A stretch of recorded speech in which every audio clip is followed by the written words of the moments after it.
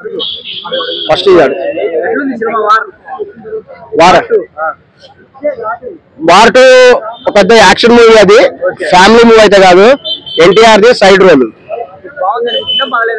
అదే చెప్తున్నా, అందులో మెయిన్ హీరో హృతిక్ రోషన్, ఎన్టీఆర్ అనేది సైడ్ పాత్ర అంతే. ఓన్లీ అదే చెప్తున్నా, యాక్షన్ మూవీ చూసే వాళ్ళకి ఇంట్రెస్టింగ్ ఉంటుంది. మొత్తం ఫైట్లు గీట్లో ఫ్యామిలీ మూవీ టైప్ అయితే కాదు. కూలీ ఎలా ఉందంటే, కూలీ కూడా అదే రేంజ్ లో ఉంది.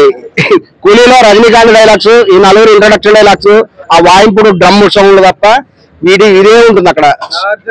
ఆర్డినరీ, రెండు యావరేజ్ సినిమాలే, రెండు యావరేజ్. అసలు నాగార్జున ఆ సినిమాలో ఎందుకున్నాడు అర్థం కాదు. మరి అంతమంది విలన్స్ కావాలని పెట్టారు క్యారెక్టర్లన్నీ, వాళ్ళ ఇంట్రడక్షన్ లకే పెట్టుకున్నారు. రెండు యావరేజ్ సినిమాలే.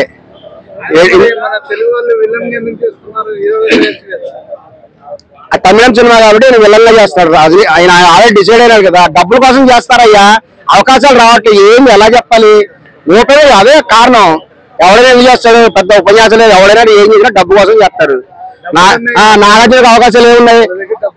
అవును, నాగార్జున డబ్బులు కావాలి. ఆ విలన్ రోల్ ఇస్తే డబ్బులు ఇస్తానని చేశాడు. ఎవడు ఎందుకు? నేనైనా చేస్తాను డబ్బులు ఇస్తే విలన్ గా.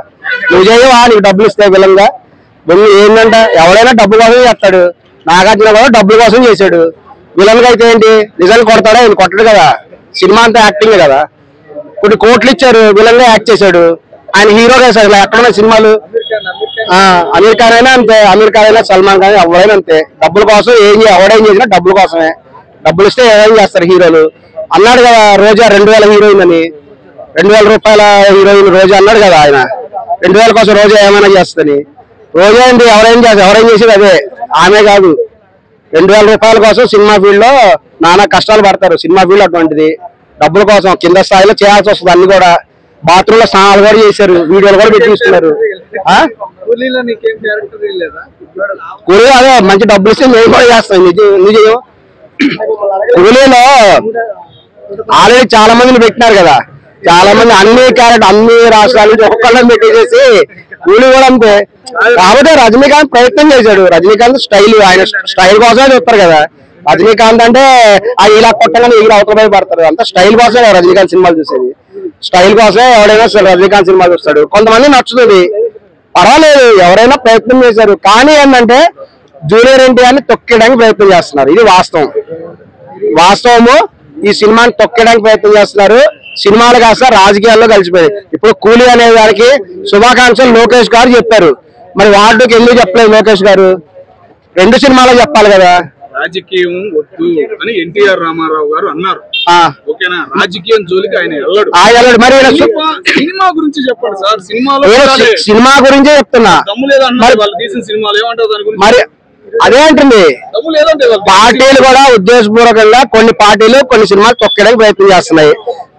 ఇందులో జూనియర్ ఎన్టీఆర్ని తెలుగుదేశం పార్టీ తొక్కడానికి ప్రయత్నం చేస్తుంది. లోకేష్ గారు ఎందుకు శుభాకాంక్షలు చెప్పలేదు? దానికే చూడలేదయ్యా. మామూలు విషయం చెప్తే ఏమైంది? All the best చెప్పలేడా?